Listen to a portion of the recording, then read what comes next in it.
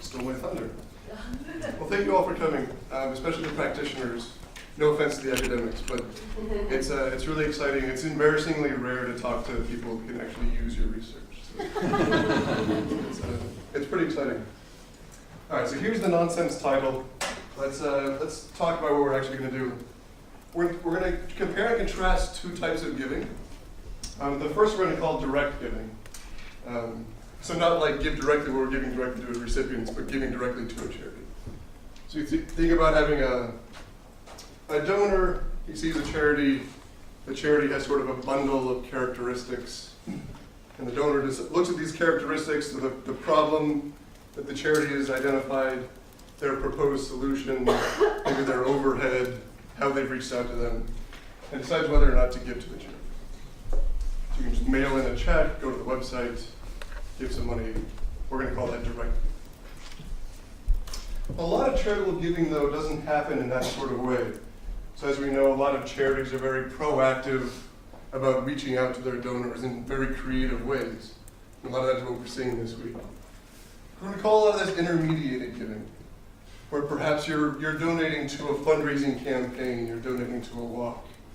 Some better examples are, it's like a workplace fundraising campaign. United Way is very famous at this, where sort of like Ohio State raises a bunch of money, they have a pool of money that then goes to the charity. So you sort of know, deep down you know the money's going to the charity, but you're also sort of donating to this campaign. We're trying to beat University of Michigan how much we raise for our campaign. So it's sort of this two-layered process. It's like Girl Scout cookies. You know, you're kind of donating some money to the Girl Scouts, but you're also donating to your colleague's daughter. You're also buying delicious cookies. Charity auctions are a similar way. We're sort of, you might have some altruism towards the auctioneer, the people in the room, you might actually want the item, but standing behind the auctioneer is the charity. So sort of this multi-layered transaction. And one of the more popular, and I think the one that sort of got me thinking about this, are sort of charity walks, where you donate for your friend in support of their effort. They're going to walk 10 kilometers for a charity. So there are a lot of reasons why we see intermediaries in these transactions and why they actually work. And most of these I'm not going to talk about. But let's talk about sort of what might be in your head already. So there's a lot of reasons why intermediaries would increase the amount you're giving to a charity. So one, the intermediaries might have just vetted the charity, right? So if I'm willing to walk 10 kilometers for a charity, maybe I vetted it. I realize this is an important cause. I think the administrative costs are justified. So you don't have to do the work. I've already vetted this, you should donate. Maybe just donating makes the intermediary happy. You're a friend of mine, and I know that donating, you see my donation, this is visible. It's worth $10 to me to make you a little happy. So sort of in this altruistic channel. So intermediaries can pressure us into giving. So sometimes we can't avoid the ask when our coworker asks us to donate to United Way in the workplace fundraising campaign. Or simple reasons like Samoas are delicious. So there's a lot of really good reasons why we see intermediaries. But I think there's actually pretty good evidence, at least on 1 and 3. 4 is pretty obvious. 2, I don't know if we have good evidence of that yet. But we're not going to talk about any of this today, even though those are very good, compelling reasons of why we see intermediated giving in charitable transactions. We're going to focus on some completely neutral intermediaries. Basically just having an added layer between the donor and the charity. So there's no information to be gleaned from the fact that there's an intermediary. The intermediary hasn't vetted the charity. There's no information to be gained. And second, we're going to try and shut down any sort of altruistic channels that you might have towards the intermediary. Although those are interesting and probably true, that's not what we're going to be studying here. And also we're going to shut down any social pressure channel. So the intermediary is not there just to sort of squeeze $5 out of you because you don't want to walk through their door. So all we're looking at is just an intermediary that's just adding some indirectness and some distance between you and the charity. and just seeing if that distance or indirectness just changes the way you think about or don't think about the charity to which you're giving. So the hypothesis and the preview of results, this is only 20-minute talk, is that intermediated giving reduces the differences in donations across charities. So we're going to see in a couple different instances, we're going to see two very different charities. And when we give directly, we're going to see very different average donations. But when the giving is intermediated, the giving is going to look identical. So very unattractive charities are going to get the same amount of gifts as very attractive charities. And second, this is not what I was expecting, but what the data reveal is that this is true because intermediated giving is sort of a complicated, like very complex process. It adds a lot of information. So we sort of get this information overload result. Well, there's so much information, you actually can't process it. So here's another way to think about the main result or hypothesis. We have a great charity and an okay charity. If we're giving directly, the great charity is going to get more money.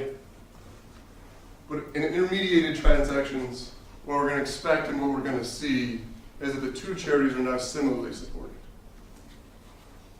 And that's going to be true just because the intermediary just creates such a complicated transaction that donors just aren't thinking clearly. We can show that they have all the information they need to make their informed decision. They just no longer are. Okay? All right.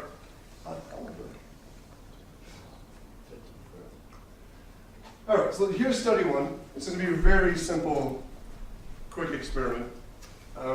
This is an online study. We're sending out emails to OSU undergraduates from the regular study pool. Send them a link to an online questionnaire. The entire experiment is very short, including the consent form. We told them for every 75 students who completed it, one of them is going to win $80. And all we ask them is, if they win that $80, would they like to donate some to charity? Okay? Each subject is going to be assigned to one charity. So you're not choosing which charity. You sign on and I randomly assign you one charity and ask if you want to donate to this charity. And here's the three charities we chose. So first is the American Cancer Society. This is supposed to be the attractive charity. I'm not saying it's attractive, I'm just expecting this to get more donations. It's the American Cancer Society, it's well known. The students readily give to this. The two other lesser known charities that I have nothing against, but I'm just predicting lower donations in the direct, is the Archaeological Conservancy. This is based out of New Mexico. They buy up archaeologically interesting land and just preserve it. And second is the Community Foundation of Southeast Michigan, which is a charity that no one has heard of. It's also where the University of Michigan is. So we're really trying to push donations down. There's a rivalry between Ohio State and Michigan. There used to be when they had a good football team. All right, you're going to be assigned to one of the three charities, and then you're going to be assigned to we're either going to ask for the money sort of directly, you're going to give directly to the charity, or you're going to give indirectly to a student fundraising campaign. So here's what the direct looks like. Which you say money will be donated online immediately after the drawing to the charity, and we remind you what your charity is. You say, imagine you win the $80, how much would you like to donate? And that's it. You put in a number between 0 and 80. And on the next screen, immediately after you make your donation decision, I ask you what was the name of the charity, and did you look at the charity? We'll look at those data too. They're kind of fun. Intermediary treatment is pretty similar. So we're going to add an intermediary in the most neutral way possible. First, we're going to frame it as donations are being collected for a student fundraising campaign. So we're raising money, we frame it as there's going to be a pot of money that we're going to collect, and then we're going to donate that pot of money to the charity. And it's going to be operated by a student that I'm going to hire And we go through some lengths to say this student is not connected to the charity. They are randomly chosen by us from the subject pool. They've actually just hired. They're going to come in and press a button to run the randomization, and then they're going to go to the website to donate the money immediately. Maybe they're confused, but the way the student is framed, it's very neutral. There's no information to be gleaned. It's all anonymous. They're not going to see your name. There's no altruistic channel. There's no social pressure channel. It's just that you're donating to this student fundraising campaign, and then the money is going to the charity, whatever your charity is. Let's skip this because we're a little short on time. People were actually pretty altruistic in general here. I think what's most interesting here is, so it's an online sample, so people weren't paying a lot of attention.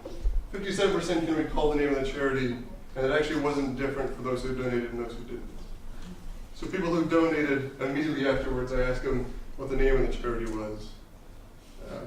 Only 55% were able to recall. And this is a pretty low bar. Like, you said any word that was associated with the name of the charity, I gave you credit. 55% were able to recall the name of the charity that they just donated to. Here's the more interesting results look like. So on the left side of the panel is the direct donation condition. So we're just asking you to donate to a charity. What you see is that, as we expected, the American Cancer Society is getting substantially more money than both the Community Foundation of Southeast Michigan and the Archaeological Conservancy. But as soon as we are raising money for the student fundraiser, which shouldn't be changing donations in a substantial way, now all the charities look identical. They're receiving very similar donations.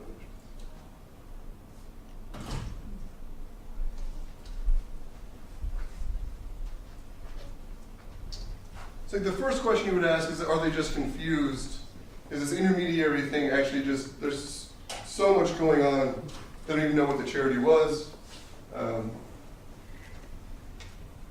they just aren't acquiring the information necessary to make their donation decision. That's not the case. So once again, this is an online subject pool, so attention rates aren't as high as you would hope. But you don't actually see substantial differences between the two treatments is what's important. So it decreases a little bit for those who can recall the name of the charity as we go to the intermediary. But even if you cut it by the charities, you don't get a lot of traction. So for example, think about the Archaeological Conservancy. We saw this huge upswing when we added the intermediary. But the same amount of people were able to recall in either the direct or the intermediate. So they have all the information they need, they're just not using it for whatever reason. They're no longer discriminating between charities. So in some sense, they're now donating to a charity they wouldn't if you just asked them for it. So study 2. That's a surprising result, and just like Jim was saying, sometimes it's nice to replicate surprising results. So let's do this again. We're going to go to the Yale eLab, which is kind of like Mechanical Turk, but they only do online experiments. So they're doing data coding and then experiments. All right, so we'll pick this up a little bit. We're going to be using Give Directly is going to be our conduit. But this is before Give Directly was really famous. I was using them before they were cool. So we're going to ask you, if you win the $65 prize, how much would you like to donate to a very poor household in Kenya? They've been verified as poor. They have a thatched roof, as verified by an international level. And we're going to ask for the money in one of two ways. First, we're going to actually just vary how much gets sent. So this is kind of like varying the charity in the first one. So we're basically going to hold the charity constant, but just vary the attractiveness of the charity. So for every $1 you send, we're either going to send 60 cents to some people, and then other people we're going to send 90 cents for every dollar you send. Second, we're going to vary the directness. The gift is either directly to the family, or once again, we're going to run a student fundraising campaign, which is now going to be run by a Yale student from the Yale. So basically the exact same thing, we've changed a few things.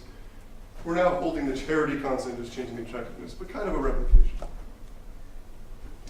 So we have here, let's switch to histograms, it's a little bit more interesting. So this is just the direct condition, so you're donating directly to the household in Kenya. On the right is when you can only send 60 cents per dollar. On the left is when you can send 90 cents per dollar. These are the percent of donations that are in each of those $5 bins. So this is $0 to $5 up to $60 to $65. What you can see is when the costs are really high, you're only sending 60 cents, most of the donations are 0. So the average is much higher in the low cost than the high cost, and you see a lot more zeros in the high cost than the low cost. So people are discriminating to the charities and responding to the cost of sending money to the households in Africa. As soon as we add the intermediaries, now we're doing the Yale student fundraising campaign, whatever that means. These two histograms look very similar. If you cut it any which way, you can't actually say these distributions are different in any meaningful way. So number of 0 donations, the average, they're now looking very similar. Okay? I'm gonna go a little bit faster, but luckily these studies all are pretty similar, so it'll be pretty easy. The next one I think is my favorite. It's the exact same thing as before, but now instead of a student fundraising campaign, we're going to have a student doing math problems. Someone I just hired to do math problems. They don't know anything about the charity or your donations. So they're going to come in, they're going to add up 5 2-digit numbers horizontally. They're either going to do 10 or 100. This is really onerous. And we're asking for donations to charity in support of their effort. So we do this elicitation in a way that shouldn't change your donations, but it does. So once again, the high cost, unattractive charity gets just as many donations as the low cost. These two charities look the same. People are no longer discriminating between charities. All right, last one. In all of these studies, the intermediation doesn't affect your ability to acquire information. So in all of the studies I'm showing you. Let's skip that. All right, information overload. There were a lot of studies in between that one and this next one that didn't work. We're trying to explain what's going on. This is the one that worked. So this treatment is going to be the exact same as studies 2 and 3. We're going to be using Give Directly in the Yale eLab. But now the two narratives are going to have sort of the same amount of words, the same amount of information. So the hypothesis here is just that the intermediated giving elicitation just had too much information. I was just throwing too much at you. So even though you could recall information later, there's just too much information for you to actually make informed decisions. Something psychologists might call information overload. So don't try and read this. This is more just illustrative. So on the right is the student fundraising campaign, and this is the direct. So now we're just going to make the direct ask very long and just give you a lot of superfluous details about what we're going to do with your money. What's all being framed is going to. But it turns out what happens is that the information overload does shut this down. So as soon as, even if I'm asking for money direct, so we're going to look at data just from the direct ask. As soon as I ask for money directly, but I'm giving you too much information to handle, you no longer discriminate between charities. And I could show that you know which charity is which. You know that you were donating to a 10%, you were donating to a Kenyan household, but you no longer discriminate between the two. You're no longer using that information. All right, I should finish up. So there's the summary. I think the important, interesting questions, especially for the practitioner, is sort of what is too much information? What campaigns do we do might have too much information? And the information overload isn't necessarily a bad thing, at least from the charities. All right, I'll go ahead and stop there.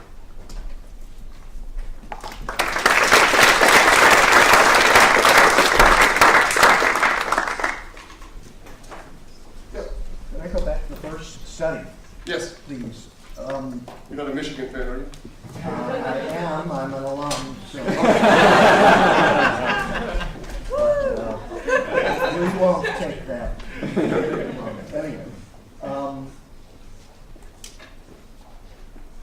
you have 3 charities, 1 well-known, 2 not well-known. Yes.